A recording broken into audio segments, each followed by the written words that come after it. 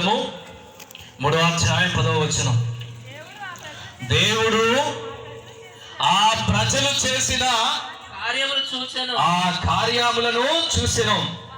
వారు తమ దుష్కార్యములను విడనాడిరని తెలుసుకొనెను.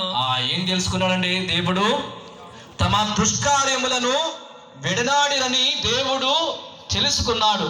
చదవమ్మా. వారి మీద జాలి చెంది పూర్వము తాను నుడివినట్లే వారిని శిక్షింపడాయను. Praise the Lord. Hallelujah, hallelujah, హల్లెలూయా.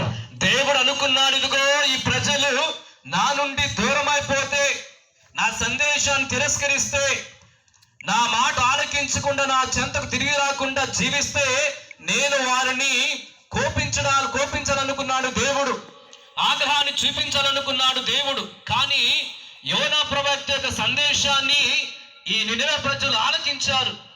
పెద్దలు పిల్లలనే తారతమ్యం లేకుండా రాజులు మొదలుకొని చిన్నవారితో సహా తమ ఆసనం నుండి దిగి వచ్చారు.